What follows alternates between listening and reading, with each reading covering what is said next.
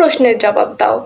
Subject মানে কি? Grammar পড়তে গেলে আমাদের যে জিনিসটার মুখোমুখি হতে হয় সেটা হচ্ছে সাবজেক্ট। সাবজেক্টের ব্যবহার সবখানে, কিন্তু আমাদের বেশিরভাগ মানুষেরই সাবজেক্ট সম্পর্কে ক্লিয়ার কোনো ধারণা নেই। চলো আজকে তোমাদের সাবজেক্ট সম্পর্কে ধারণাটা একদম ক্লিয়ার করি, যাতে তুমি যদি ভুলেও যেতে চাও সাবজেক্ট কাকে বলে, যাতে তুমি ভুলতে না পারো। সেন্টেন্সে ব্যক্তি, প্রাণী বা বস্তু যাকে উদ্দেশ্য করে কিছু বলা হয় তাকে সাবজেক্ট বলে। কিছুই ক্লিয়ার হলো না, চলো ভালোভাবে ক্লিয়ার করি।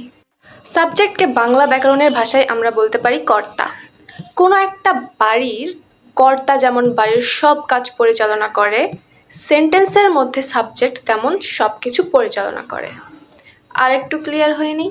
অপর ভাষায় বলতে গেলে ভার্ব যার দ্বারা সম্পন্ন হয় তাকে সাবজেক্ট বলে। যেমন শি রিডস আ বুক। এখানে রিডস আ বুক হচ্ছে কাজ, আর এই কাজটা পরিচালিত হয়েছে কার দ্বারা? শি দ্বারা, অর্থাৎ শি এই বাক্যটাকে পরিচালনা করেছে।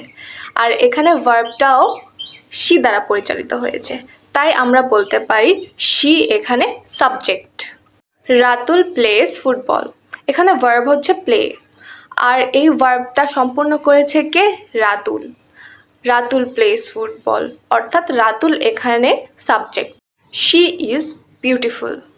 এখানে তো কোনো কাজ করা হয়নি, তাহলে এখানে সাবজেক্ট কে?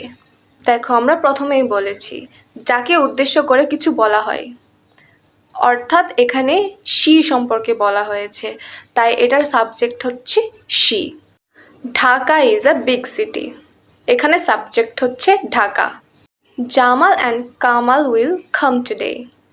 দেখো, এখানে দুইজন ব্যক্তি আছে, জামাল আর কামাল, তাহলে সাবজেক্ট কি? দুজনেই তো কার্য সম্পাদন করেছে। উত্তর হচ্ছে জামাল এবং কামাল দুইজনেই subject. Look at the following passage. এই সেন্টেন্সে সাবজেক্ট কোনটা? প্যাসেজ। এখানে প্যাসেজ সম্পর্কে বলা হয়েছে, তাহলে প্যাসেজ কি সাবজেক্ট? উত্তর না, এটা হচ্ছে একটা ইম্পারেটিভ সেন্টেন্স। আপনারা যদি আমার কালকের ক্লাসটা দেখে থাকেন তাহলে জানবেন ইম্পারেটিভ সেন্টেন্স কাকে বলে। তারপর আপনাদের সুবিধার জন্য বলে দেই যে বাক্যে আদেশ, নিষেধ, উপদেশ এবং অনুরোধ থাকে তাকেই বলা হয় ইম্পারেটিভ সেন্টেন্স।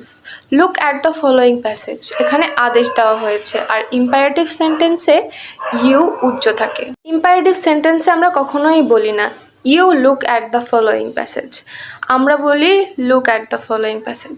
আমরা বলি look at me, look at him. এইভাবে ইম্পারেটিভ সেন্টেন্সে ইউ উচ্চ থাকে।